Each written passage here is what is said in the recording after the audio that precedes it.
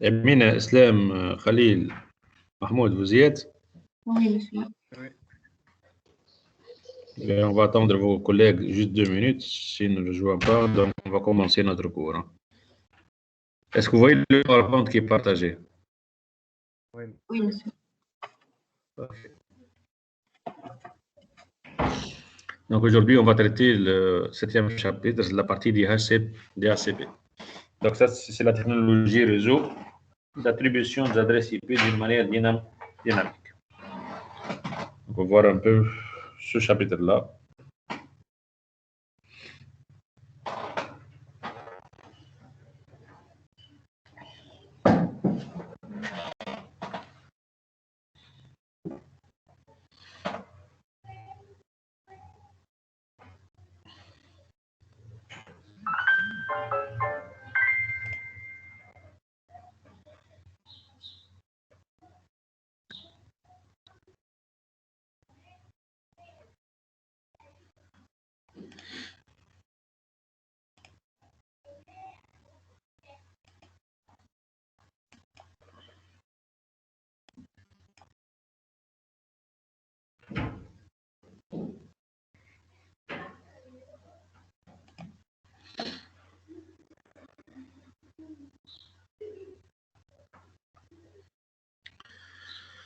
Bien, parfait. Donc, on va démarrer notre cours.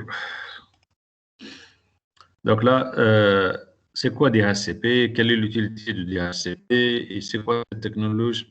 Okay. Donc, juste, vous allez me suivre un peu sur le logiciel Packet Tracer. Donc là, je vais partager avec vous le logiciel Packet Tracer.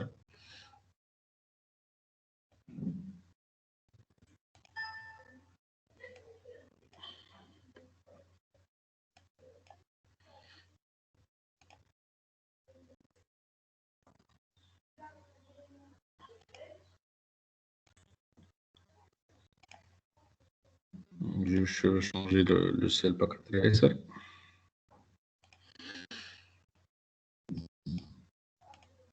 Voilà. Vous voyez le logiciel Packet Tracer? Oui, monsieur. Bien, regardez. D'habitude, lorsqu'on crée un réseau local, qu'est-ce qu'on doit faire? Donc là, on a besoin d'un switcher, n'est-ce pas? Donc là, on aura besoin d'un switcher. Puis, on aura besoin au minimum chose de PC. Donc là, pour parler d'un réseau local, donc là, on a besoin de 2 PC. OK? Donc là, supposons c'est le PC 1. Et là, c'est le PC 2. Voilà. Et qu'est-ce qu'on va faire? On va interconnecter les PC au switcher. Donc là, PC 1 est connecté au switcher et PC 2 est connecté au switcher. Maintenant, est-ce que PC 1 communique avec PC 2?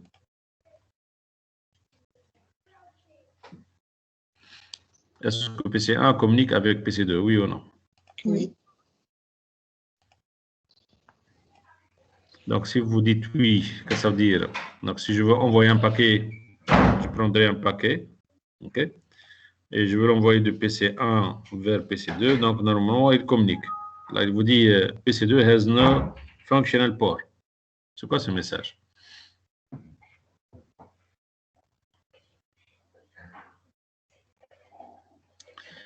Donc, on a bien dit que pour que le PC communique, il faut leur donner ce qu'on appelle un identifiant. Il faut leur donner une adresse IP. Mais nous, est-ce qu'on a donné une adresse IP pour ce PC 1? On n'a pas donné l'adresse IP, donc ils ne communiquent pas. Physiquement, ils sont interconnectés, d'accord, mais à l'état actuel, ils ne communiquent pas parce qu'ils n'ont pas des identifiants. Donc là, il faut passer dans Desktop. Et dans la partie Desktop, donc là, on passe dans la rubrique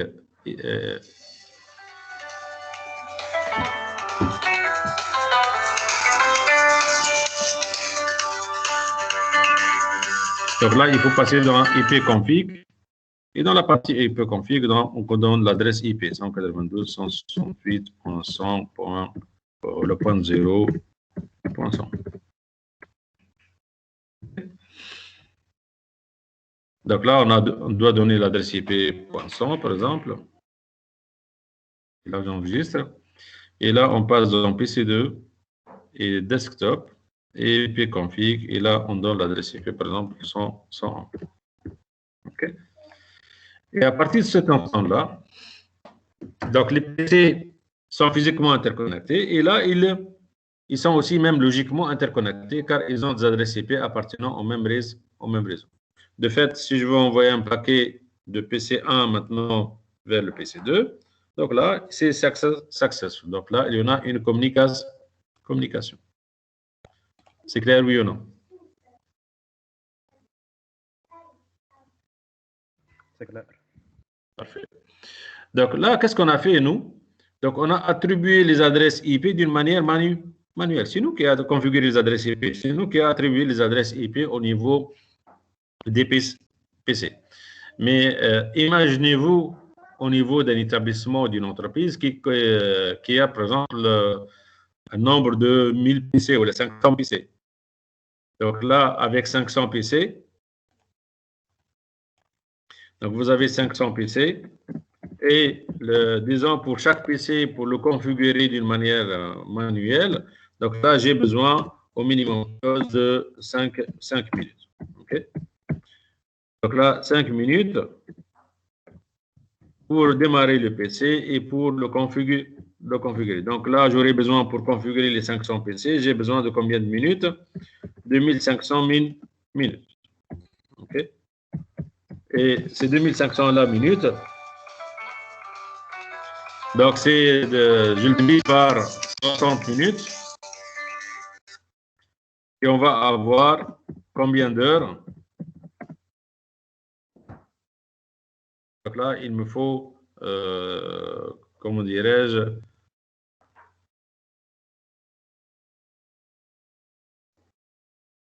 divisé par 60. Donc là, on aura besoin de 41,6 heures. Et si j'ai un seul technicien, donc un seul responsable, donc un seul technicien qui travaille, disons 7 heures par jour, donc là, il me faut de l'ordre de 6 jours de travail.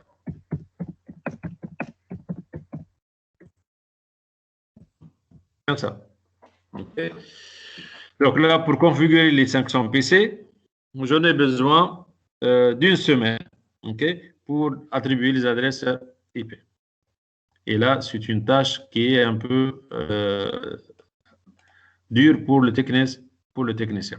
Donc là, j'ai dit, là, c'est 5 minutes sans dire que la période pour se déplacer d'une salle à une autre, ou d'un endroit à un autre, etc., d'un étage à un autre, etc. Donc ça, c'est l'état vraiment minimal.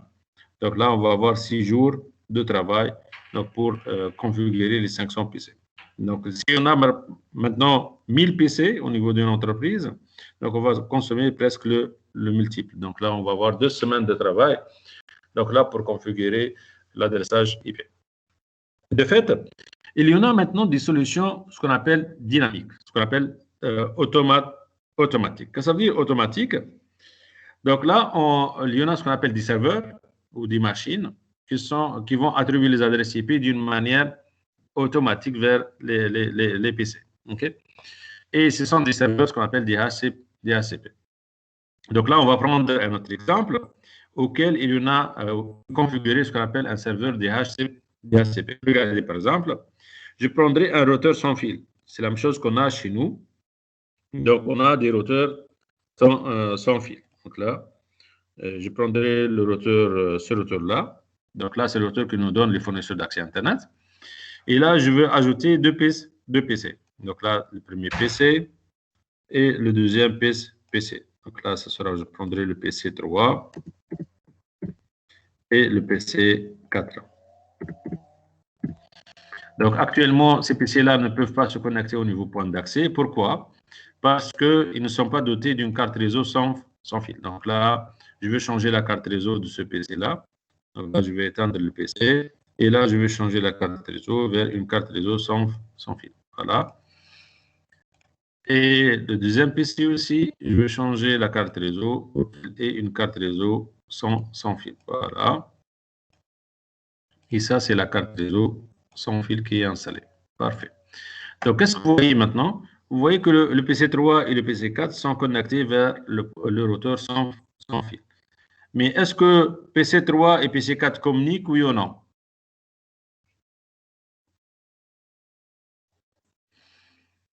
Est-ce que PC3 et PC4 communiquent, oui ou non? أعطيتهم أدرس IP. Non, Je n'ai pas donné d'adresse IP. Normalement ما يكومونيكيوش. Mais connectif. Parfait. On va essayer. Regardez. Donc là, PC3, PC4, c'est successful. Est-ce que j'ai attribué les adresses IP? Non, je n'ai pas attribué les adresses IP. Mais ce n'est pas moi qui ai attribué les adresses IP, mais c'est qui a attribué les adresses IP? C'est ce qu'on appelle le routeur. Okay? Parce que ce routeur-là, il a une autre fonctionnalité qui est déjà installée, c'est la distribution des adresses IP. Okay? Vous voyez, par exemple, je prendrai le cas de PC3. C'est quelle adresse IP qu'il a? 192.168.0.100. Donc là, est-ce que vous voyez cette fenêtre? Donc, desktop, IP config. Oui, la fenêtre IP config, oui ou non? Ok, je vais changer le partage.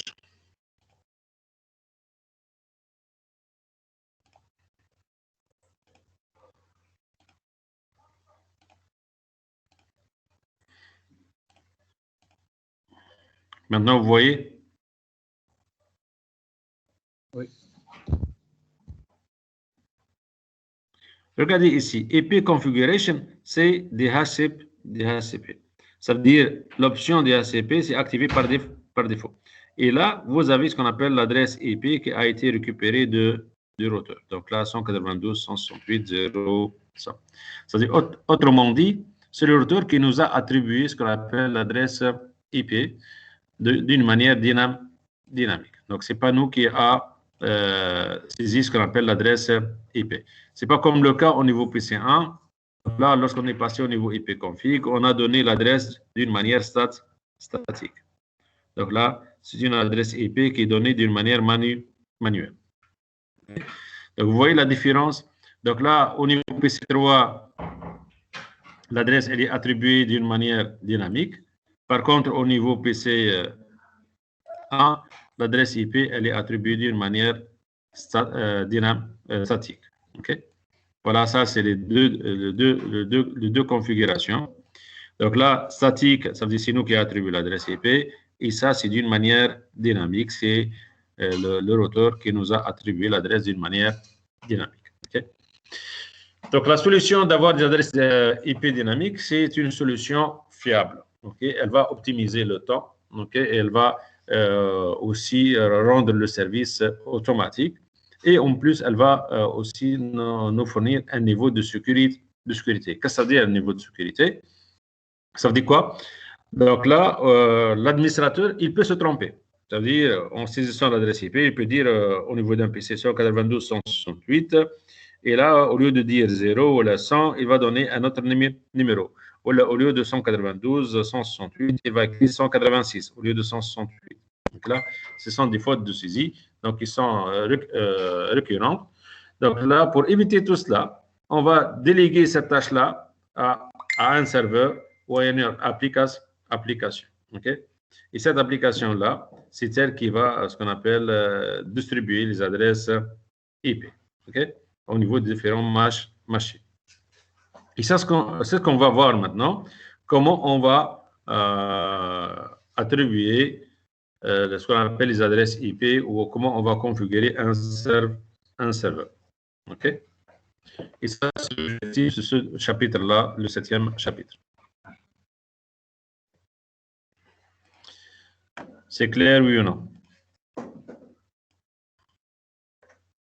Oui.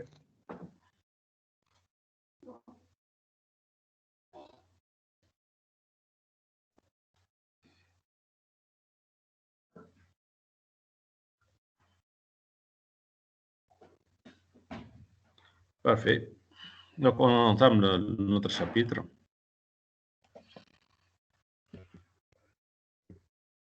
Bien, l'objectif de ce chapitre-là.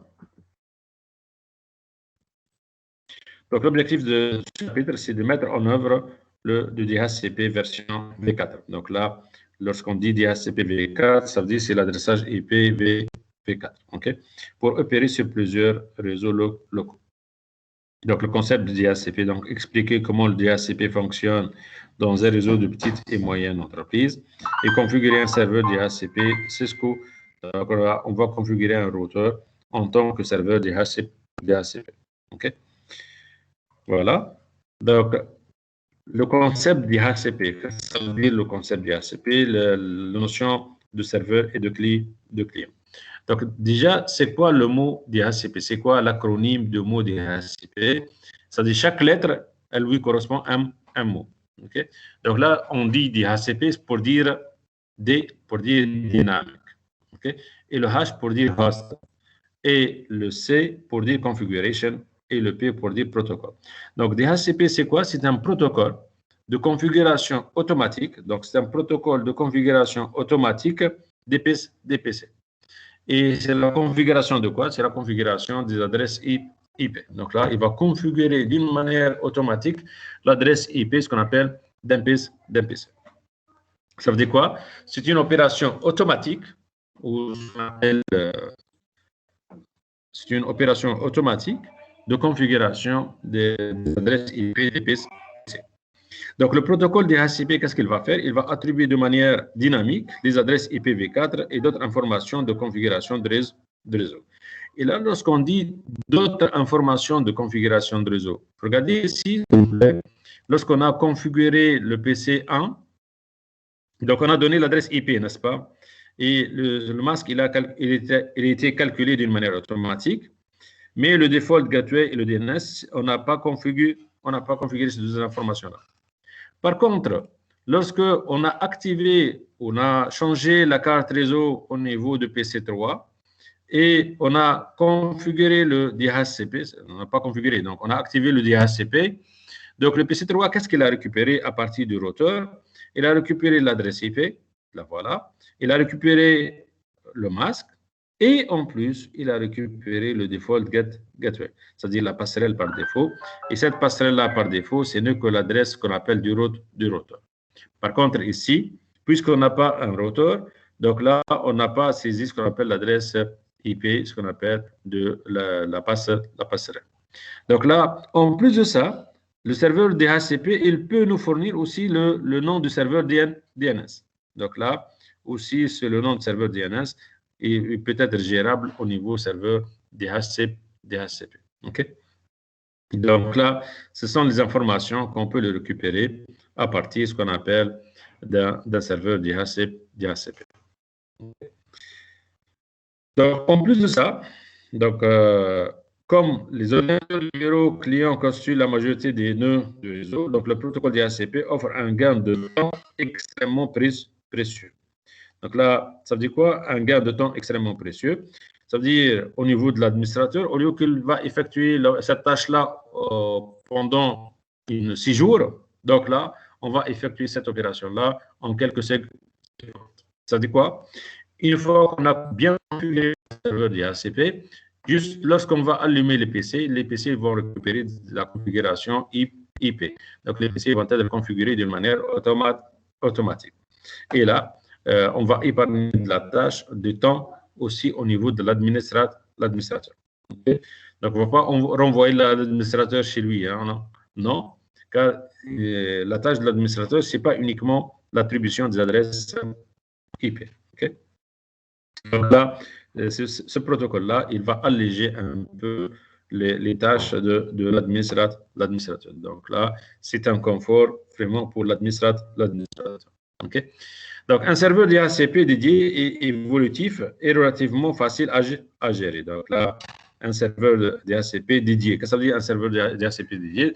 Donc, on peut avoir au niveau d'une entreprise un serveur qui est dédié. Ça veut dire qu'il il fait que la fonctionnalité de distribution des adresses IP. Donc là, c'est un serveur qu'on peut le configurer et l'installer au niveau d'une entreprise. Mais dans le cas de petites et moyennes entreprises, ou chez nous, par exemple, on ne va pas acheter, on ne va pas investir vraiment côté serveur. On ne va pas acheter un serveur de l'ordre de 5 000 dinars ou 8 000 dinars juste pour nous fournir des adresses IP. Donc là, c'est gérable aussi au niveau d'un petit routeur ou là, au niveau d'un switcher. Donc là, comme dans le cas d'une petite filiale, d'un petit bureau ou d'un bureau à domicile, donc un routeur Cisco peut être configuré pour fournir le service DHCP, évitant ainsi l'achat d'un serveur dédié.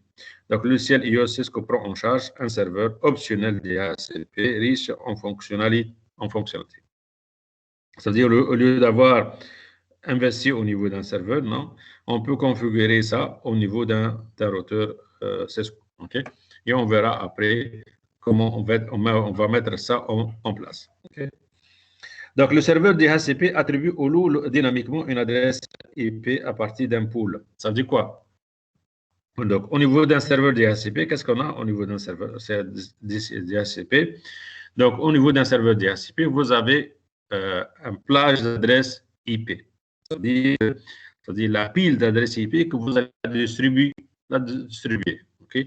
Et là, cette pile-là, on va l'appeler pool d'adresses pendant une durée limitée.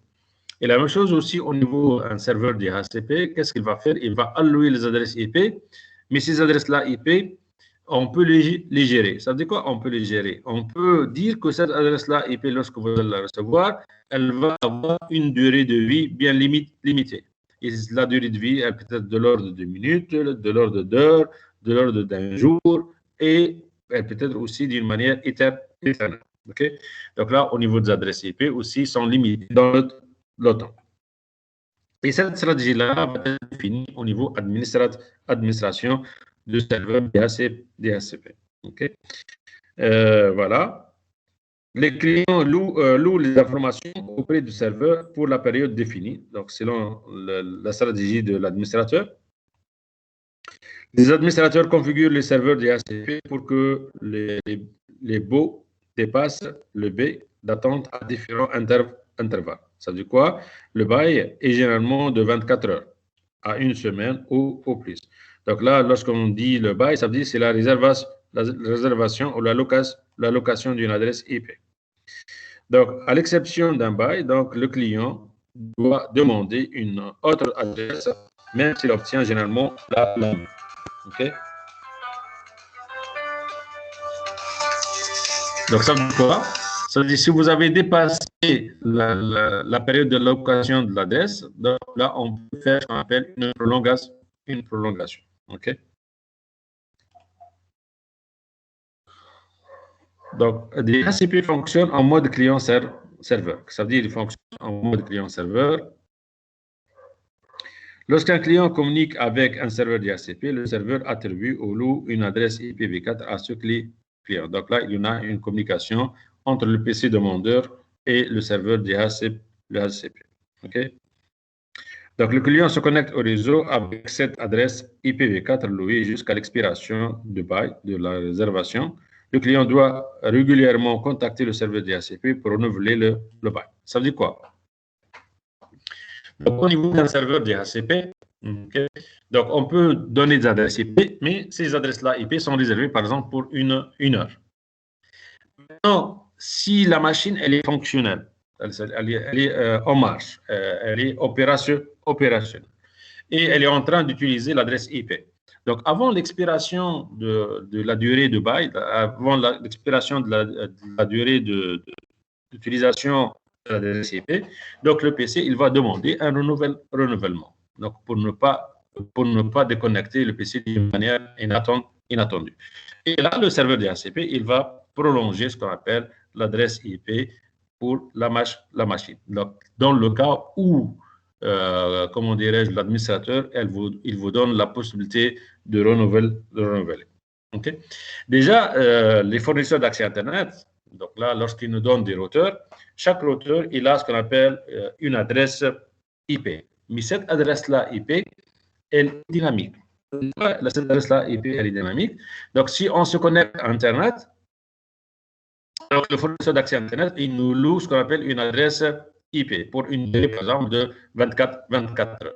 Donc, cette adresse IP, elle est réservée pour une durée de 24 heures. Maintenant, si vous allez redémarrer votre routeur, donc qu'est-ce qu'il va faire? Il va changer ce qu'on appelle l'adresse IP. Il va nous allouer une nouvelle adresse IP pour une période de 24 heures. OK? Sinon, si votre machine ou votre routeur ne réalise pas du trafic réseau, donc là, cette adresse-là IP va être libérée et va être distribuée à une autre machine, à un autre routeur. OK?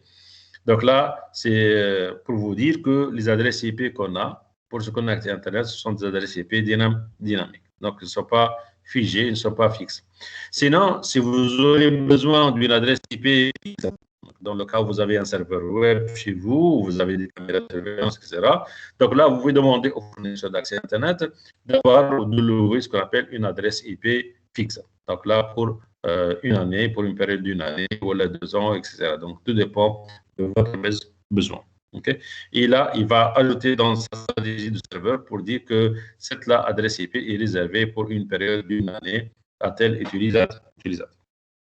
Donc là, le tout est gérable au niveau d'un serveur DHCP. Donc là, ce mécanisme de bail permet de s'assurer que les clients qui sont déplacés ou qui sont mis hors tension ne conservent pas les adresses dont ils n'ont pas plus besoin. Donc là, cette stratégie-là de durée, donc là, pour éviter le mauvais gaspillage, la mauvaise utilisation ou le gaspillage des adresses IP. Donc là, si la machine elle est déconnectée, on va allouer cette adresse IP à notre équipement. Et ça va être géré par ce qu'on appelle le serveur DHCP. Donc, lorsqu'un bail expire, le serveur DHCP renvoie l'adresse au pool où elle peut être réattribuée selon les besoins. Donc là, cette adresse IP va être récupérée et on va l'affecter à une autre machine.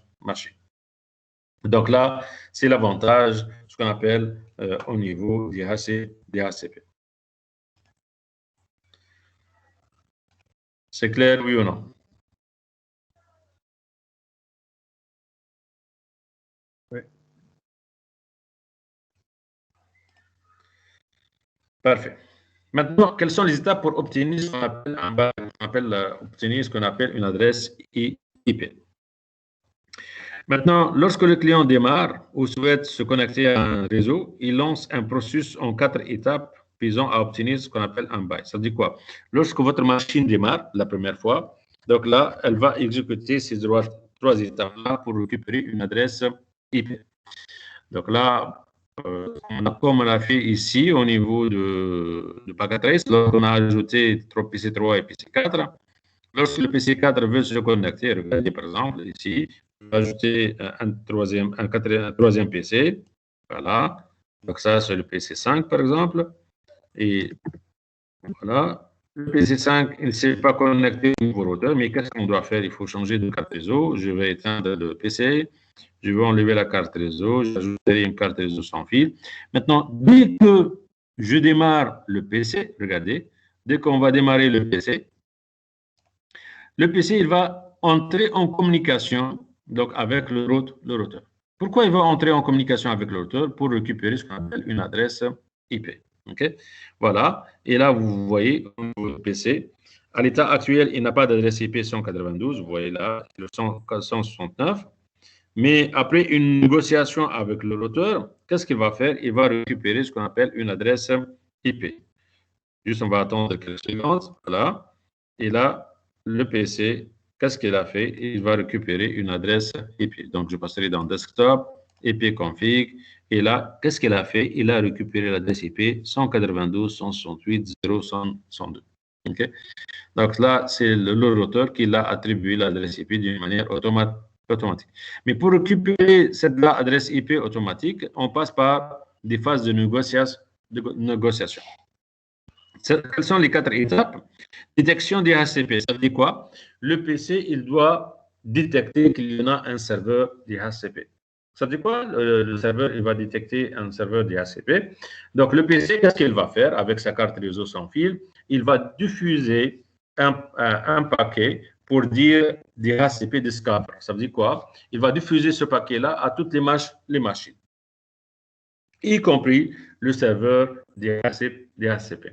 Maintenant, lorsque le serveur DHCP reçoit ce qu'on appelle ce paquet-là de DHCP Discover, donc qu'est-ce qu'il va faire? Il va offrir une adresse IP au PC. Donc là, il va envoyer une adresse IP au PC pour lui dire, voilà, c'est une adresse IP que je vous réserve. Maintenant, le PC, qu'est-ce qu'il va faire? Il va envoyer ce qu'on appelle un DHCP request. OK? Et puis, il va envoyer ce qu'on appelle un DHCP acquittement. C'est-à-dire, il accuse réception de cette adresse-là IP. OK? Et à partir de cet instant-là, le client, il peut se connecter. Voilà, donc le PC, il va envoyer ce qu'on appelle un paquet DHCP Discover. Et le serveur DHCP, il va nous envoyer une proposition. Et le service, ce qu'on appelle le DHCP client, donc là, le client, il va envoyer un DHCP request. OK? Et puis, le DHCP, il va nous envoyer un accusé de réception. Et à partir de cet instant-là, le PC, il est connecté. Maintenant, on a dit que l'allocation de l'adresse IP, c'est temporaire. Donc, ce n'est pas infini, mais c'est temporaire. Donc là, qu'est-ce que ça veut dire? Donc, il faut que le client, avant l'expiration de la période de réservation de l'adresse IP, donc, il doit envoyer une demande donc là, au serveur pour prolonger ce qu'on appelle la période d'allocation de l'adresse IP. Donc là, c'est avant l'expiration du bail, le client commence un processus en 2 étapes pour renouveler le bail avec le serveur DHCP, comme illustré dans la figure. Donc là, le PC, il va envoyer une requête DHCP, donc request DHCP request. Donc, avant l'expiration de bail, le client envoie un message DHCP request directement au serveur DHCP qui a offert l'adresse IPv4 à l'origine. Donc, maintenant, s'il ne reçoit pas un accusé de réception, ça veut dire s'il ne reçoit pas un OK, qu'est-ce qu'il va faire? On va reprendre les 4 étapes de nouveau. Ça veut dire quoi? Donc, s'il ne reçoit aucun message DHCP acquittement, dans un certain délai, le client diffuse un autre message DHCP request afin qu'un des autres serveurs DHCP puisse renouveler. Ça dit quoi? Donc, s'il ne soit pas un accusé de réception, il va diffuser un autre paquet request vers toutes les machines. OK? Et une fois qu'il a reçu l'accusé de réception, le message, donc le serveur vérifie les informations relatives au bail en renvoyant un DHCP acquittement. OK? Voilà, donc ça c'est au niveau service DHCP.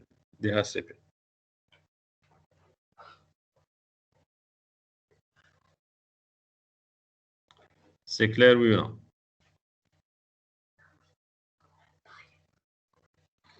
Oui, monsieur. Déjà, certains comment dire, certains malveillants ou certains malfaiteurs ou certains pirates, ou certains ce que vous voulez l'appeler.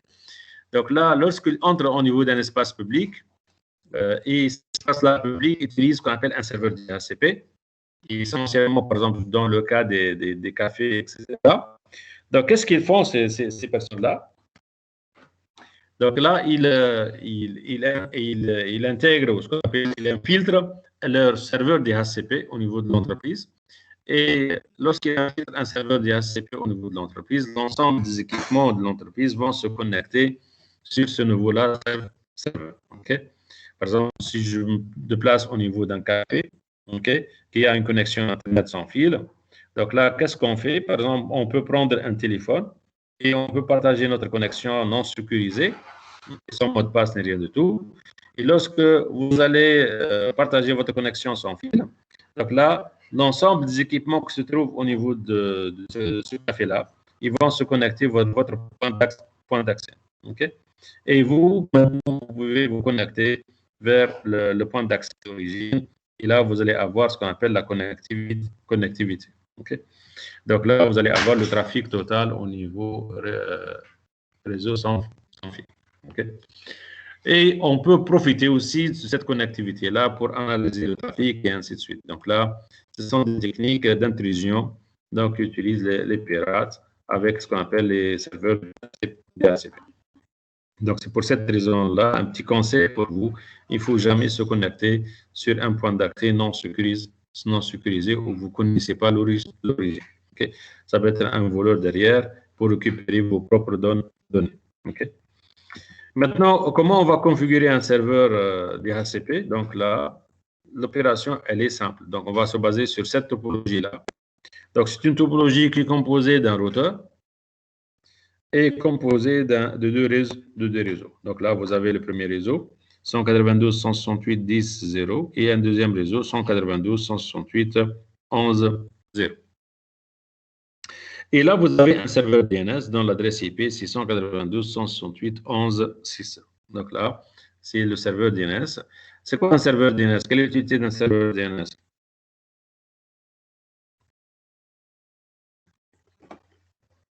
Allô?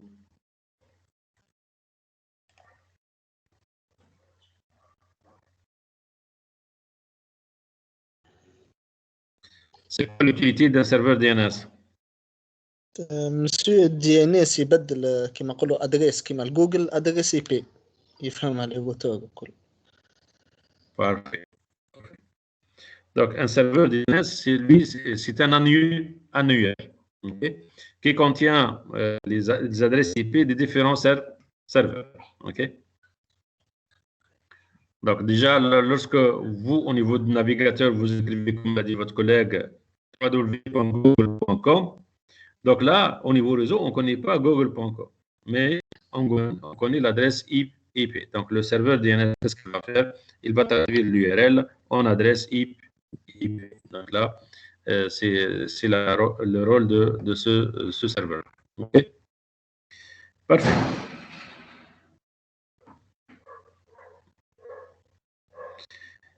Parfait. Donc là, c'est cette topologie-là, et on va essayer maintenant d'implémenter ce qu'on appelle un serveur DHCP au niveau de ce routeur. Okay? Regardez maintenant, pour implémenter un serveur DHCP, il faut passer par au minimum chose trois étapes. Donc là, 3 étapes de configuration d'un serveur DHCP. La première étape, c'est l'étape d'exclusion. Ça veut dire quoi l'étape d'exclusion? C'est-à-dire quelles sont les adresses IP que vous ne voulez pas les affecter au niveau PC. Je m'explique. Supposons par exemple, au niveau de votre entreprise, vous avez le réseau 192.168.0.0/24. Et vous avez, par exemple, la première adresse IP, c'est réservée, par exemple, pour le routeur. Donc là, qu'est-ce qu'on va faire? La première adresse IP est réservée au niveau routeur, donc c'est 192.168.0.1/24. C'est une adresse IP réservée. Là, cette adresse-là IP est réservée. En fait, si cette adresse-là IP est réservée, vous devez l'exclure de la pile d'adresses IP que vous allez le distribuer. OK? Qu'est-ce que ça veut dire? Donc là, les PC ils vont avoir la première adresse IP qu'on va l'attribuer au niveau du PC. Si le 192.168.0.1 est réservé.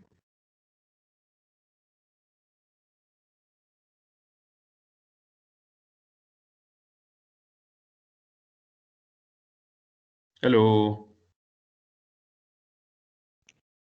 Pas de question, monsieur.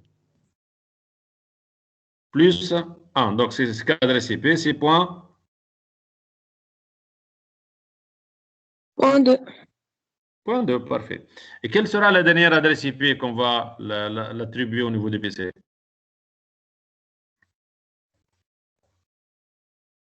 من 3 monsieur واحنا ماشيين normalement. Et quelle adresse? Quelle est la dernière adresse? 254. Parfait. 254. Parfait. Extraordinaire. Maintenant, si je changerai le /24, ça sera le /30. slash 29. Hein? Là, c'est slash 29. Donc, le point 1, c'est réservé. Mais quel sera l'ensemble d'adresses IP qu'on va les distribuer dans ce cas-là?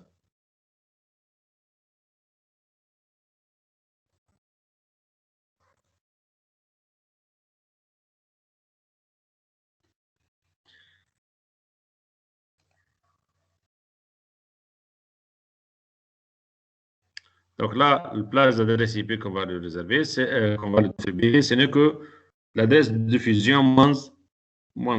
OK? Et dans notre cas, l'adresse de diffusion, c'est quoi?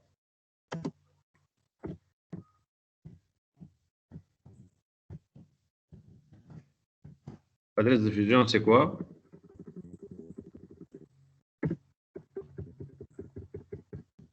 C'est 192.168.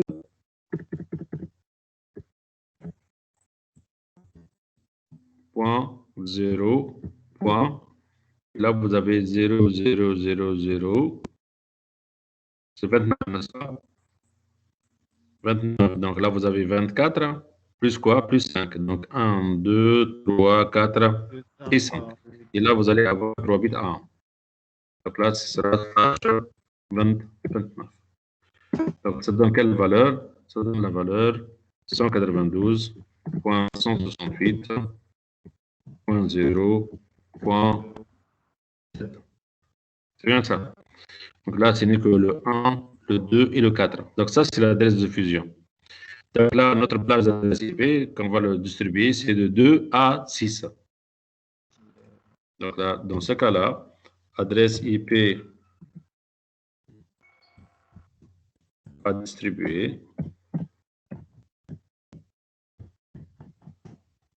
Point 2. Jusqu'à l'adresse IP, point 6. Voilà. Là. Au niveau exclusion, maintenant, quelle est la commande pour exclure ce qu'on appelle des adresses IP? C'est simple. C'est la commande IP DHCP excluded address. Donc là, IP DHCP excluded address. Et là, vous allez donner place d'adresse IP que vous allez exclure, low address and high address. Ça veut dire que vous pouvez exclure une seule adresse IP, comme vous pouvez exclure plusieurs adresses IP. Mais ces adresses-là, ils doivent être sous forme d'un intervalle. Par exemple, si on va réserver l'adresse IP de 1 à 3, et on va aussi, voilà, 1 à 3. Donc là, qu'est-ce qu'on va écrire? On va écrire IP DHCP excluded address 192.168.0.1 espace 192.168.0.3. Donc ça, c'est ce qu'on appelle low address and high address. C'est-à-dire pour dire que ces adresses-là IP, il ne faut pas les distribuer. Ce sont des adresses IP réservées. OK? Maintenant, une fois que vous avez écarté les adresses IP réservées, donc là, vous avez fait l'exclusion, on passe à la deuxième étape. C'est la définition d'un nom de pool. Ça veut dire quoi? Il faut définir un nom à votre serveur DHCP. OK? Donc, définissez un nom de pool DHCP4. Donc, la commande IP DHCP pool. Donc là, c'est ce qu'on appelle la pile d'adresses IP que vous allez diffuser. Donc là, c'est à travers la commande IP DHCP pool. Et là, vous devez donner un nom significatif. Par exemple, pour dire pool, pour dire, par exemple, administration, ou là, pour dire caméra de surveillance, etc. Donc là, il faut spécifier vers quel réseau vous allez distribuer ces adresses IP-là. Donc là, créer un pool avec le nom spécifié et met le routeur en mode de configuration DHCP4. Ça dit quoi? Une fois que vous avez défini le nom du pool, donc là, vous allez commencer la partie configuration. OK? Et là, lorsque vous allez configurer, on passe à la troisième étape. Donc, au niveau de la troisième étape, qu'est-ce qu'on va faire? Donc, on va configurer l'adresse du réseau. Donc là, à l'aide de la commande network. Donc là, il faut donner network et l'adresse du réseau que vous allez utiliser et le masque. Donc là, dans notre cas, notre réseau, c'est que 192.168.0.0. Et là, le masque, c'est /29. OK? Maintenant, on peut définir l'adresse du routeur, la passerelle par défaut, avec la commande default router. Il a donné l'adresse IP de routeur par défaut. On peut définir le nom du serveur DNS.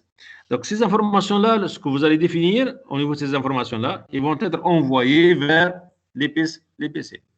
Donc là, ils vont être les paramètres de configuration IP au niveau des PC.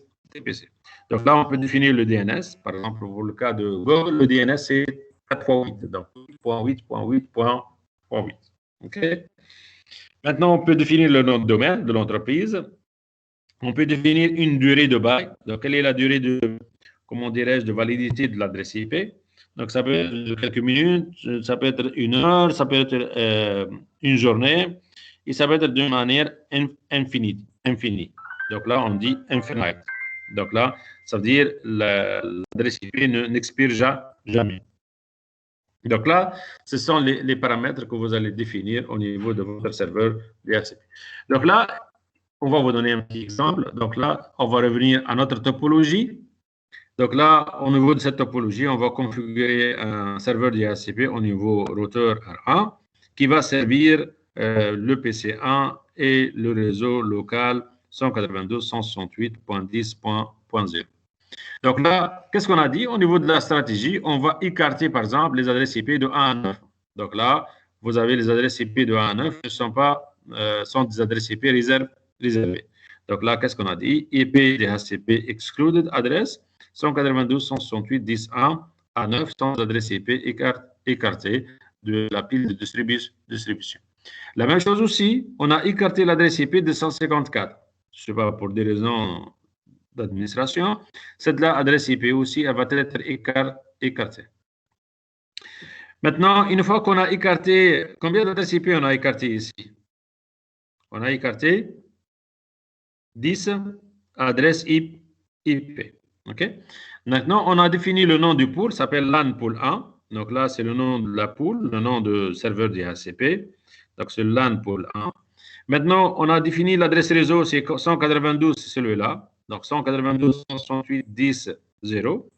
Et le masque, c'est 255, puisque c'est /24, donc 255.255.0. Default router, donc c'est l'adresse IP de cette interface du routeur. Donc là, la passerelle par défaut. Là, on a donné l'adresse du DNS, serveur DNS, c'est celui-là. Normalement, c'est .6, c'est pas .5, donc c'est une erreur de frappe. Donc ça, c'est .5. Là, on a donné le nom de domaine, c'est exemple.com. Et là, c'est la partie 1. OK? Et de cette manière-là, maintenant, chaque machine qui va se connecter au niveau de ce routeur-là, le routeur il va lui attribuer une adresse IP d'une manière dynamique. Maintenant, j'aimerais bien vous poser une petite question. Le PC1, il va avoir quelle adresse IP d'après vous?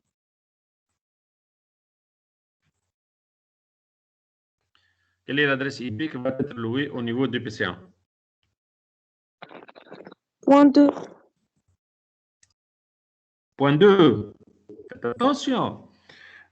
Ici, on a exclu les adresses IP de 1 à 9.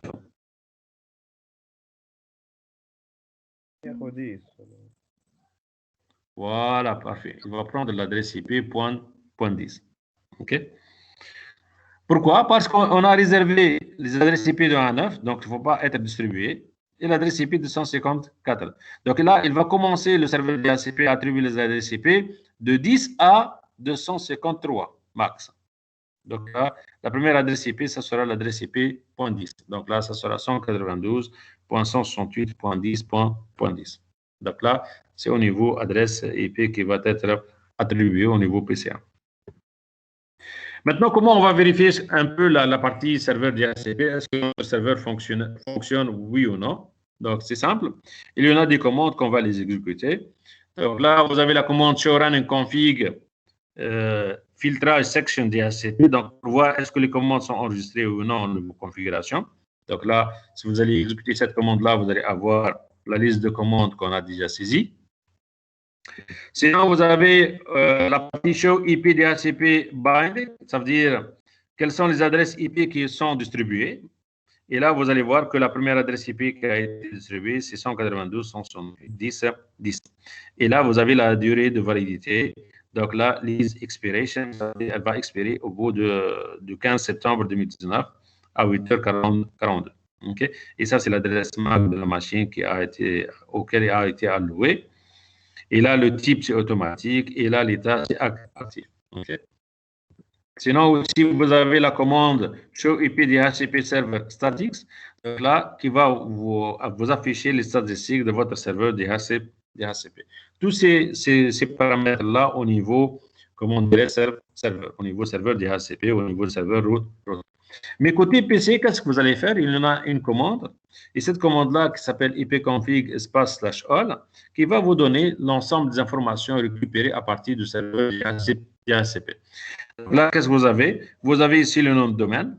Vous avez ici la description de la carte réseau. Ce n'est pas nous qui l'a attribué, mais là, le serveur DHCP, il a attribué l'adresse IP 192.168.10.10.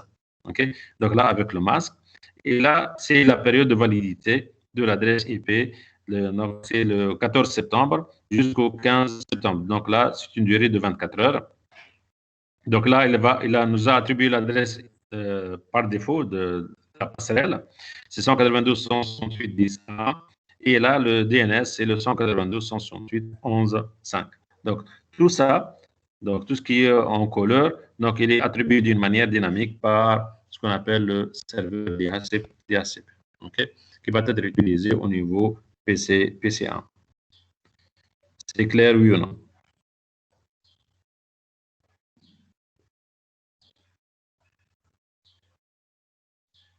Oui. Parfait.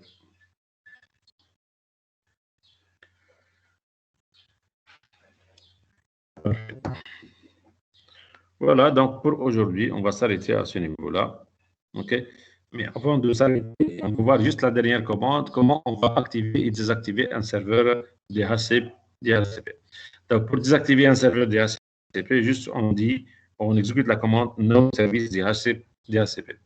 Et pour l'activation, c'est service DHCP. Donc là, c'est la commande pour réactiver ce qu'on appelle un serveur DHCP. OK. Voilà, donc on va s'arrêter aujourd'hui à ce niveau-là et la semaine prochaine, on va terminer ce chapitre-là. OK? Donc, avec la notion de relais et les passerelles. Voilà, donc là, on va s'arrêter à ce niveau-là. Donc, y a-t-il des questions?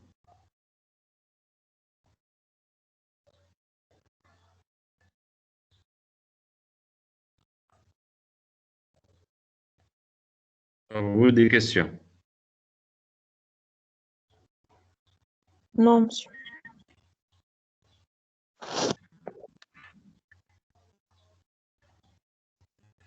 Parfait, donc on va s'arrêter et je vous souhaite bonne fin de journée et que Dieu vous protège. On se retrouve la semaine prochaine. Chers Taïba. شيء طيبة بسلامة.